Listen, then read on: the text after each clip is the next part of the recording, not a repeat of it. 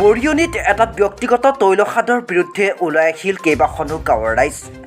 ২৪ ঘণ্টাৰ ভিতৰত ৰাইজক সমস্যা সমাধান নকৰিলে তলা মাৰি দিয়াৰ হুংকাৰ ৰাইজৰ।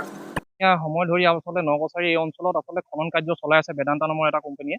সেই কোম্পানীয়ে আচলতে আমি বহুত আৰম্ভ হোৱাৰ আগতে আমি এখন স্মাৰক পত্ৰ দি তেওঁলোকক অৱগত কৰিছোঁ যে যিখিনি আপোনালোকে ইয়াত খনন কাৰ্য চলাব, খনন কাৰ্যৰ ফলত হ'ব পৰা ৰাইজৰ যিখিনি সামাজিক সমস্যা, সেই সমস্যাখিনিৰ ওপৰত আমি এখন তেওঁলোকক ৰাজহুৱাভাৱে এখন মেম'ৰেণ্ডাম দিছিলোঁ যে সমস্যাখিনি আপোনালোকক কাম কৰা সমাগতভাৱে সেই সমস্যাখিনি সমাধান কৰিব লাগিব।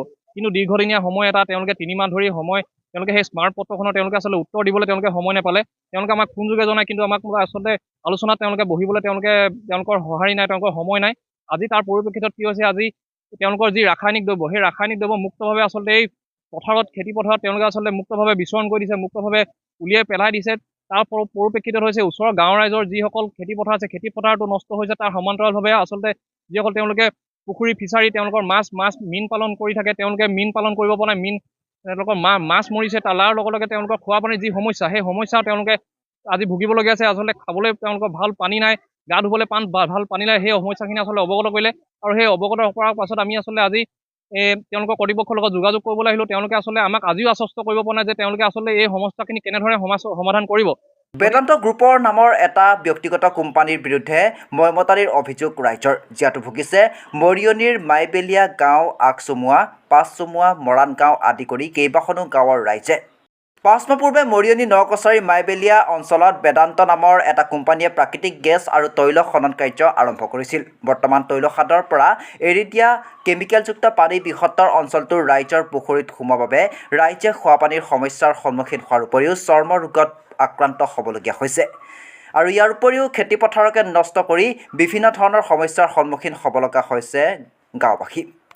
তাতোতকৈ ভয়ানকভাৱে তৈলখাদটোৱে গাঁওখনৰ খেতিপথাৰৰ মাজত বহু ঠাইত মুকলিকৈ এৰি দিছে ১৪-১৫ ফুটৰ বৃহৎ গাঁত, আৰু যিকেইটা গাঁতত পৰি যিকোনো সময়তে সংঘটিত হ'ব পাৰে দুৰ্ঘটনা।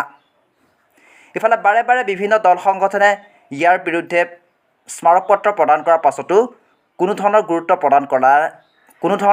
প্ৰদান কৰা নাই প্ৰশাসনে। উপায়ন্তৰ হয় ৰাইজে ২৪ ঘণ্টা সময়সীমা বান্ধি দিয়ে বেদান্ত গ্ৰুপক, আৰু এই সময়ৰ ভিতৰতে যদিহে ৰাইজৰ সমস্যা সমাধান নকৰে তেন্তে গাঁৱৰ ৰাইজে আহি তলা মাৰি দিব তৈলখাদত। তেওঁলোকে আজিলৈকে আমাৰ চুবুৰীয়াটোত এজন প্ৰশাসন বা দুজন প্ৰশাসনে গৈ পিনি চোৱাগে নাই আমাৰ কি অৱস্থাত খোৱা পানী, আমাৰ কি অৱস্থা হৈছে।